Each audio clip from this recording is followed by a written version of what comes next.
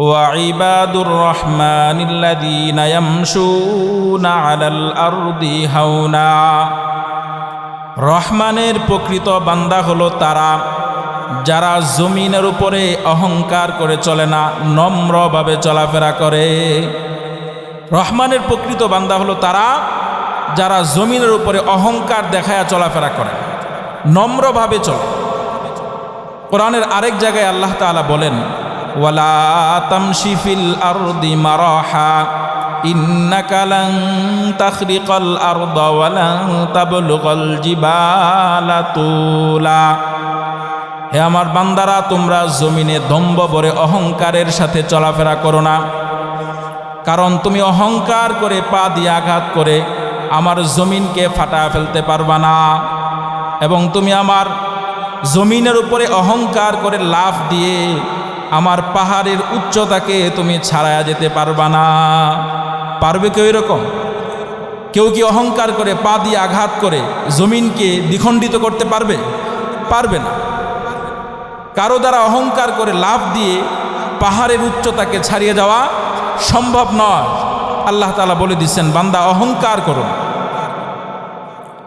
অহংকার এটা আল্লাহ তাআলার কাছে বড় অপছন্দনীয় এক জিনিস, কারণ অহংকার এটা শুধুমাত্র আল্লাহ তাআলার জন্যই সাজে। কোনো মানুষের জন্য অহংকার করা শোভা পায় না, সাজে না। কারণ মানুষের সৃষ্টিটাই তো হইল এক ফোঁটা নাপাক পানি থেকে, তো সেটার কোনো সাধারণ নাপাক নয়, এমন নাপাক পানি যেই এক ফোঁটা নাপাক পানি শরীর থেকে নির্গত হইলে মানুষের উপর গোসল ফরজ হয়ে যায়। তো সেই রকম একটা নাপাক পানি থেকে যেই মানুষের তৈরি, সেই মানুষ অহংকার করবে, এটা কেমন করে হয়? হাদিসে কুদসির মধ্যে আসছে, আল্লাহ তাআলা বলেছেন, আল কিবরিয়া ও ইজারি, অহংকার এটা হলো আমার চাদর। সুতরাং এই অহংকার নিয়ে কেউ যদি পৃথিবীতে অহংকার দেখায়, তাহলে সে যেন আমি আল্লাহর চাদর নিয়ে টানাটানি করে, নাউজুবিল্লাহ। এই জন্য আল্লাহ প্রথমেই বলে দিলেন, ওয়াইবাদুর রহমানিল্লাযীনা ইয়ামশুনা আলাল আরদি হাওনা। রহমানের বান্দারা জমিনে অহংকার করবে না, নম্রভাবে চলাফেরা করবে। রহমানের বান্দাদের 2 নাম্বার বৈশিষ্ট্য আল্লাহ বলেন, ওয়াইদা খাতাবাহুমুল জাহিলুনা ক্বালু সালামা। যে কোনো মূর্খ লোক যখন তার সাথে তর্ক করতে আসবে, তাকে কোনো কটু কথা বলবে, খারাপ কথা বলবে, তখন সে তার সাথে তর্কে জড়াবে। সে তাকে বলে দিবে ক্বালু সালাম, যে ভাই আসসালামু আলাইকুম, আপনি থাকেন আপনার তর্ক নিয়ে, আমি গেলাম। এইটা রহমানের বান্দার একটা বিশেষ বৈশিষ্ট্য। তো এইটা মুখে বলা যতটা সহজ, বাস্তবে আমল করা অতটা সহজ না। আমাকে একজন ছোট যে আমার অধীনস্থ অথবা আমার যে নিচু পদের মানুষ, সে আমাকে অযথা গালাগাল করবে, আমাকে কটু কথা বলবে, আমি তাকে কিছুই বলবো না, শুধু বলবো আসসালামু আলাইকুম, ভাই আপনাকে সালাম দিলাম, আপনি ভালো থাকেন, আমি আসি, আপনার সাথে আমি তর্ক করব। এটা তো হয়, এটা মানুষ অনেক সময় পারে না। কিছু মানুষ আছে ডায়রিয়ার রোগী, পান থেকে চুন খসলেই ওদের রাগ উঠেছে, রাগের কোনো কন্ট্রোল না। পাতলা পায়খানার রোগীদের যেরকম বাথরুমে যাওয়ার কোনো সময় নাই, তো এই ডায়রিয়ার রোগীদের এরকম যে কোনো সময় তার রাগ উঠেছে। আছে না এরকম মানুষ? অবাক, পান থেকে চুন খসলেই সে মানুষকে থাপ্পড় মারে, গাইল দেয়, নিজের থেকে ছোট কাউকে দেখলে তার উপর আক্রমণ করে। তো রহমানের বান্দার 2 নাম্বার গুণ হইল, মূর্খ লোকের সাথে সে তর্ক করবে না, তাকে সালাম বলে সে সেখান থেকে চলে যাবে। রহমানের বান্দা 3 নাম্বার বৈশিষ্ট্য হইল, সে তাহাজ্জুদের আমল করবে। আল্লাহ বলেন, ওয়াল্লাযীনা ইয়াবিতুনা লিরাব্বিহিম সুজদান ওয়া কিয়ামা। রহমানের বান্দা যারা হবে, তারা সারা রাত ঘুমায়া কাটাবে না, তারা রাতের কিছু অংশ আল্লাহর সামনে মাথা নত করবে, আল্লাহর কুদরতি পায়ে সিজদা করবে, রুকু সিজদার মধ্যে দাঁড়ায় যাবে। রহমানের বান্দা যারা হবে তারা তাহাজ্জুদের উপরে আমল করবে। তাহাজ্জুদ এটা এমন এক আমল, উলামায়ে কেরাম বলেন, বুজুর্গানে দিন বলেছেন যে কোন ওলি পৃথিবীতে এই তাহাজ্জুদ ছাড়া আল্লাহর ওলি হইতে পারে না। সুবহানাল্লাহ। কারণ হাদিসের মধ্যে আসছে তাহাজ্জুদের সময় যখন সারা পৃথিবী নীরব নিস্তব্ধ হয়ে থাকে, কনকনে শীতকে উপেক্ষা করে যখন আল্লাহর কোনো বান্দা ঠান্ডা পানি দিয়ে ওযু করে আল্লাহর সামনে কায় মনোবাক্যে নামাজে দাঁড়া যায়, আল্লাহর কুদরতি পায়ে সিজদা করে, একটু কল্পনা করে দেখেন দৃশ্যটা কত প্রেমময়, কত মধুর। হাদিসে কুদসির মধ্যে আছে যে ওই সময়টাতে আল্লাহ তাআলা দুনিয়ার আসমানে চলে আসে এবং বান্দাদেরকে ডেকে ডেকে বলতে থাকেন, আলা মিন মুস্তাগফিরিন ফাস্তাগফিরল্লাহ।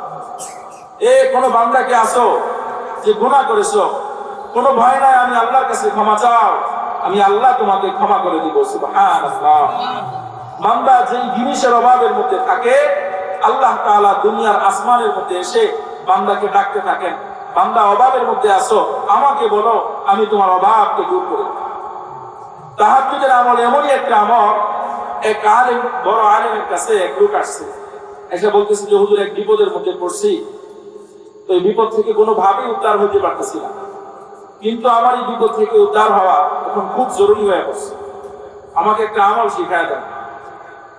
তো হুজুর বলে দিলেন যে আপনি তাহাজ্জুদের উপর আমল করবেন, তাইলে আল্লাহ তাআলা আপনার বিপদকে দূর করে দিবেন। তো ওই লোক চলে গেছে, যাওয়ার পরে তাহাজ্জুদের উপর আমল করতে থাকলো। কিছুদিন পর হুজুর আবার দেখলেন যে ওই লোক হুজুরের মসজিদে এসে উপস্থিত।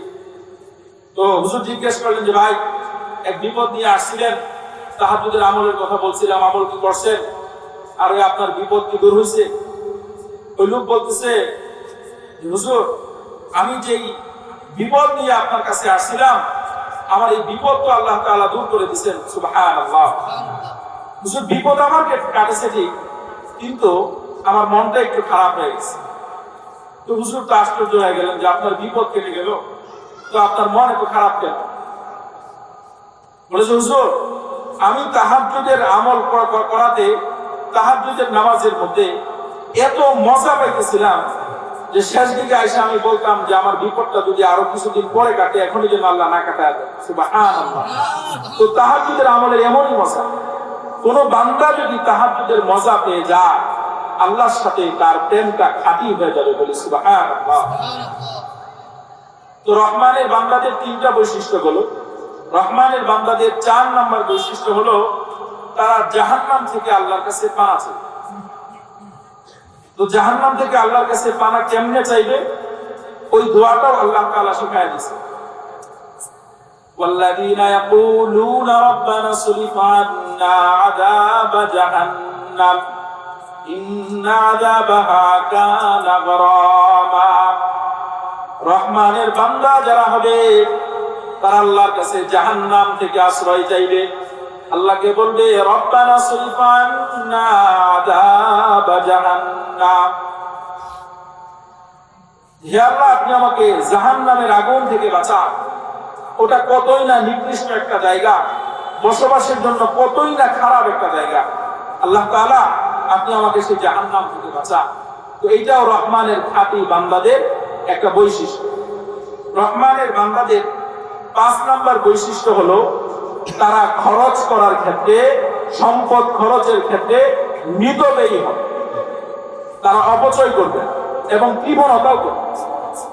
আল্লাহ বলেন والذين إذا أنفقوا لم يسرفوا ولم يقتروا وكان بين ذلك قواما। রহমানের বান্দা যারা হবে তারা খরচ করার সময় অপচয় করবে না, আবার সম্পদ থাকার পরেও সে কৃপণতা করবে না। অনেক মানুষ আছে দেখবেন বিদেশে গেছে, হয়তোবা ব্যবসা বাণিজ্য করে অথবা অন্য কোনো কাজ করে আল্লাহ তার অর্থ সম্পদের মধ্যে বরকত দিয়েছেন, কিছু টাকা পয়সা তার হয়েছে, এখন আর হাঁটার সময় জমিনে হাঁটতে পারে না। কোনো জায়গায় 10 টাকা খরচ করলেই তার প্রয়োজন শেষ হয়ে যায়, কিন্তু ওইখানে সাহেব 100 টাকা খরচ করেন, আল্লাহ এটাকে নিষেধ করেছে।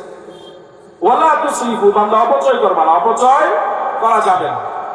অপচয়কারী হলো শয়তানের ভাই, হাদিসের মধ্যে আসছে। আবার আল্লাহ কৃপণতা করতে নিষেধ করেছেন। কৃপণ ব্যক্তিকে আল্লাহ তাআলা পছন্দ করেন। কৃপণ ব্যক্তির ঠিকানা কিন্তু অনেক সময় জাহান্নাম হয়। কৃপণতার কারণে সে এমন এমন জায়গায় খরচ করা থেকে বঞ্চিত থাকে যেখানে খরচ করা তার উপরে খরচ ছিল। আল্লাহ আপনাকে সামর্থ্য দিয়েছেন ভালো জামা কাপড় পরার, সামর্থ্য দিয়েছেন ভালোভাবে চলাফেরা করার। আপনি ভালো জামা কাপড় পরবেন, ভালোভাবে চলাফেরা করবেন, এইটা আল্লাহ পছন্দ করেন। কারণ আল্লাহ তাআলা কুরআনুল কারীমের মধ্যে বলে দিয়েছেন, ওয়া আম্মা বিনিআমাতি রাব্বিকা ফাহাদ্দিস। আপনাকে আল্লাহ যে নিয়ামত দিয়েছেন ওই নিয়ামতের বহিঃপ্রকাশ আল্লাহ পছন্দ করেন। সুবহানাল্লাহ।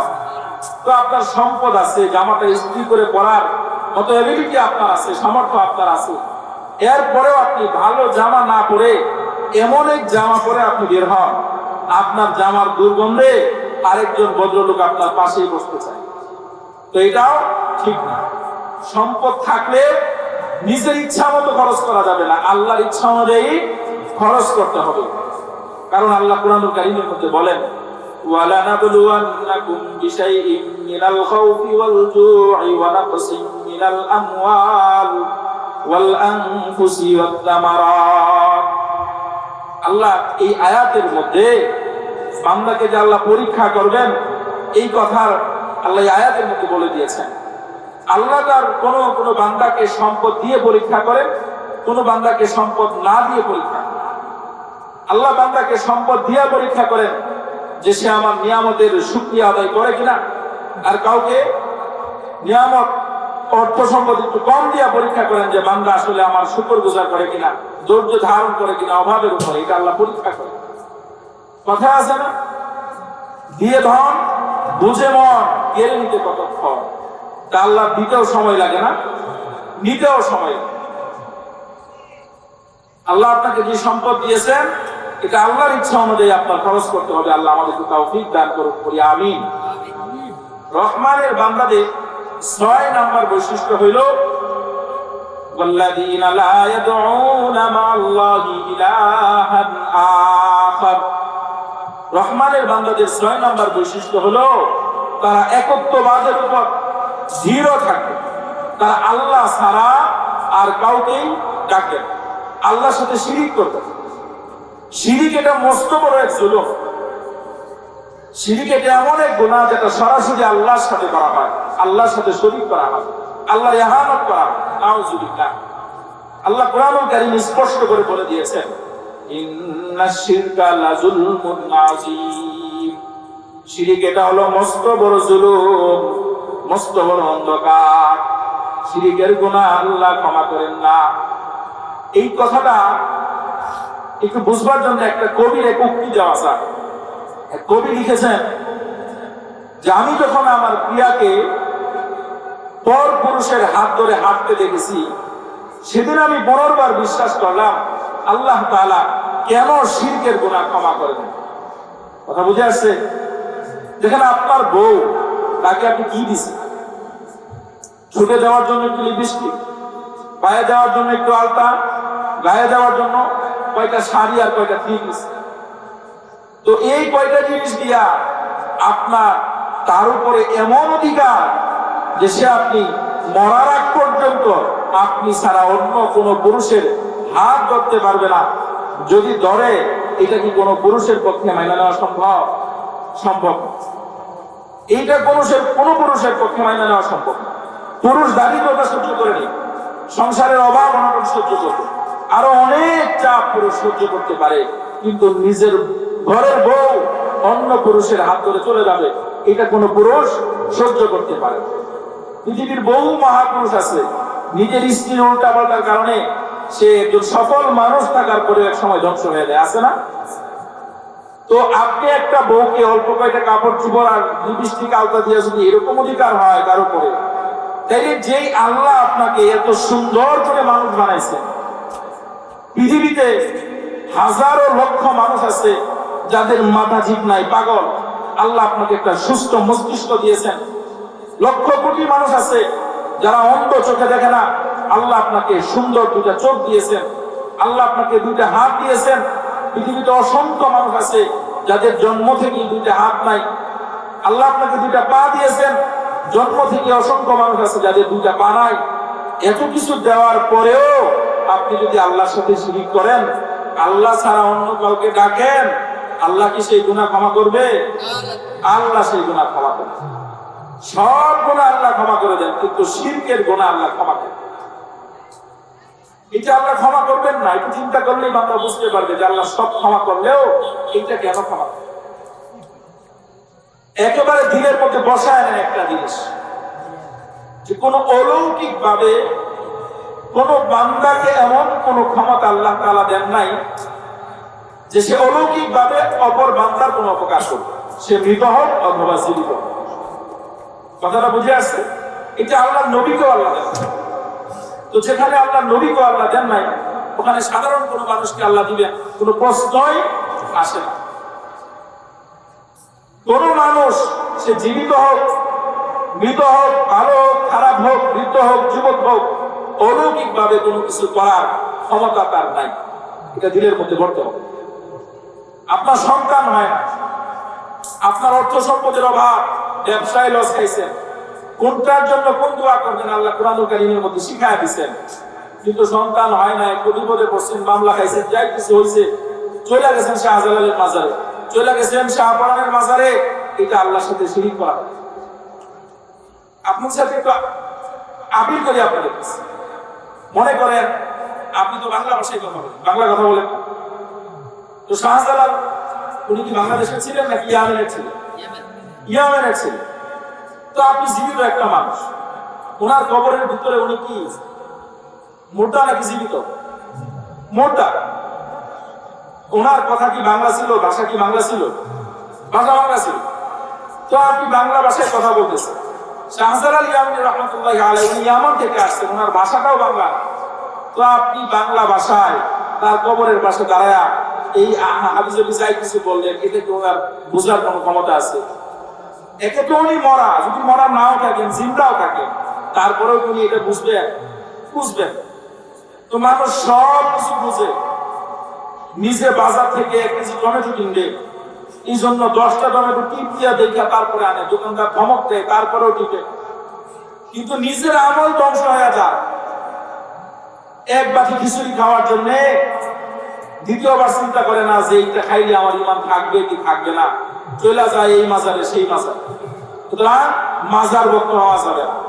আপনার টমেটো কেনার সময় আপনার সতর্কতা আছে, কিন্তু আপনার ইমান বাঁচানোর জন্য আপনার কোনো সতর্কতা নাই। আপনি রহমানের বান্দা হইতে পারেন। আল্লাহ তাআলা আমাদেরকে শিরক থেকে বাঁচার তৌফিক দান করুন। রহমানের বান্দাদের 7 নম্বর বৈশিষ্ট্য হইল ওয়ালা তাকতুলুন নাফসাল্লাতী হারামাল্লাহু ইল্লা বিল হক।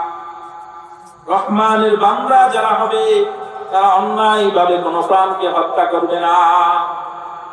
রহমানের বান্দা যারা হবে তারা অন্যায়ভাবে কোনো প্রাণ হত্যা করবে না। আল্লাহ এখানে বলেন নাই, নাস বলেন। মানুষ না, কোনো প্রাণী, যে কোনো প্রাণী আপনি অন্যায়ভাবে হত্যা করতে পারবেন না। গরু আপনার জন্য খাওয়া জায়েজ, এটা একটা প্রাণী, আপনি জবাই করতে পারবেন। কিন্তু কুত্তা আপনার জন্য খাওয়া জায়েজ নাই। আন্দাজে একটা কুত্তা ধরে আপনি জবাই করে বানাই দিবেন, এটা জায়েজ হবে? এটা জায়েজ। এটা রহমানের বান্দাদের একটা বিশেষ গুণ, তারা অন্যায়ভাবে কোনো প্রাণীকে হত্যা করবে। তো আমরা যারা আছি মোটামুটি দিনের উপরে চলার চেষ্টা করি, কোনো মানুষকে দিয়ে সরাসরি ডিরেক্ট গুলি করে ফেলবো, ছুরি ঢুকায় দিব, এরকম খারাপ আমরা হই নাই। কিন্তু আমরা আমাদের অসতর্কতার কারণে অনেক সময় আল্লাহর সৃষ্টি একটা মাখলুককে আমরা অন্যায়ভাবে হত্যা করে ফেলি। যেমন ধরেন আমরা অনেক সময় প্রয়োজনের জন্য ইঁদুর মারি, কি মারি? মারি। অনেকে আছে মানবিকভাবে মারে, অনেকে অমানবিকভাবে। এটা কিন্তু মানবতার শিক্ষা। খালি সে হত্যা করা যাবে না, আল্লাহ এটুকু বলেন। আল্লাহর কালাম হইল জাওয়ামি আউলকিলা। ভালো ভালো বড় বড় মুফাসসির যারা আছে, একটা আয়াতের তাফসীর ব্যাখ্যা বছরের পর বছর করেন, তারপরও শেষ করতে পারেন না।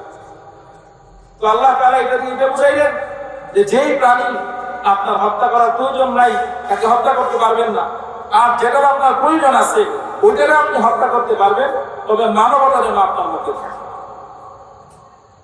তো যেটা বলতেছিলাম যে আমরা ইঁদুর হত্যা করি অনেক সময়, দোকানে, ঘরে, বোর্ডিংয়ে, রান্না করে আমাদের ইঁদুর আসে, এগুলোকে অনেক সময় মারা লাগবে, মারা প্রয়োজন পড়ে। তো অনেকেই কি করে, এক ধরনের আঠা আছে, ক্যাসেটের মতো আঠা ব্যবহার। তো এটা সিস্টেমটা কি, এটা আপনি ফালায় রাখবেন, একটা ইঁদুর থেকে এটার মধ্যে আটকাবে, আপনি 2-3 দিন পরে যা তারা এখান থেকে এটা বের করবেন, প্লাস দিয়া তাই না যখন টানবেন হয়তো সে মারা যাবে, আর না হলে সে জীবিত থাকলেও এমন ভাবে টান দিবেন তার গায়ের চামড়া ছিঁড়ে যাবে। হয়তো হয় না এরকম, এরকম হয়। এটা আপনার জন্য ব্যাস। আপনি টান দেওয়ার সময় যদি নাও মরে, এর আগেও যদি মরে থাকে, এলে সে হয়তো বা তরপাটে তারপরে মরছে, আপনার মধ্যে আটকে আসবে, আর করতে পারে নাই, তার হয়তো পিপাসা লাগছে, হয়তো ক্ষুধা লাগছে, সে জীবিত ছিল কিন্তু সে খাবার খাইতে পারে নাই। আপনি যদি এইভাবে কোনো প্রাণীকে হত্যা করেন, আল্লাহর কাছে মাফ না চান, হইতে পারে একটা প্রাণীকে হত্যা করার জন্য আপনি আল্লাহর জাহান্নামে চলে যাবেন। নাউযুবিল্লাহ। আপনার ঘরে রান্না করে পিঁপড়া উঠছে, আপনি এগুলাকে মারেন, আপনার মধ্যে যেন মায়া থাকে, আপনার প্রয়োজনে আপনি মারতেছেন, পাউডার আছে পাউডার ছিটিয়ে দেন, কিন্তু আগুন তাদের শরীরের উপর আপনি দিতে পারবেন। জঙ্গলে রাস্তার মধ্যে পিঁপড়া আছে, ওই পিঁপড়া মারা দায়িত্ব তো আল্লাহ আপনাকে দেন। তো জঙ্গলের পিঁপড়া আপনি মারতে পারবেন না, আপনার ঘরে আইসা যে ডিস্টার্ব করতেছে তারা আপনি হত্যা করেন, কিন্তু মানবতা যেন। তো রহমানের বান্দাদের একটা বিশেষ গুণ হইল, রহমানের বান্দাদের মধ্যে মানবতা থাকতে হবে। আমাদের দুর্ভাগ্য, আমরা মুসলিম রাষ্ট্র হওয়ার পরেও এমন একটা জামানায় এসে গেছি, এমন একটা সময় আমরা আছি, কোন মানুষকে হত্যা করতে আমাদের অনেক আদমের এটা বাঁচে না। দেখুন, মানুষ আল্লাহর কাছে বড় এক দামি প্রাণী। আল্লাহ তাআলা বলেছেন, ওয়ালাকাদ কাররামনা বানি আদম, আমি মানুষকে সম্মানিত করেছি। আল্লাহ এখানে মুমিন বলেন নাই, মুসলমান বলেন নাই, আল্লাহ বলেছেন মানুষ, সে হিন্দু হোক, খ্রিস্টান হোক, বৌদ্ধ হোক, যাই হোক, সে মানুষ হইলে সে আল্লাহর কাছে সম্মানিত। আপনার তাকে সম্মান করা লাগবে, ধর্মীয় ভাবে আপনি তাকে সম্মান করবেন, সেটা মানুষ হিসাবে আপনার তাকে সম্মান করা হবে। আল্লাহ মানুষকে কত সম্মান দিয়েছেন, আর কারণে আল্লাহ মানুষকে সম্মান দিয়েছেন। আপনি দেখেন তো, পৃথিবীতে যত প্রাণী আছে, এই সমস্ত প্রাণীগুলা, মুরগি বলেন, হাঁস বলেন, গরু, মহিষ যা আছে, ওইগুলা যে খাবার খায়, মাথা কি উপরে থাকে না নিচে থাকে? মাথা নিচে থাকে, প্লেটের মধ্যে মাথা লাগায় তারপরে খাবার খায়, মাথা নিচু না দিলে খাবার খাইতে পারে না।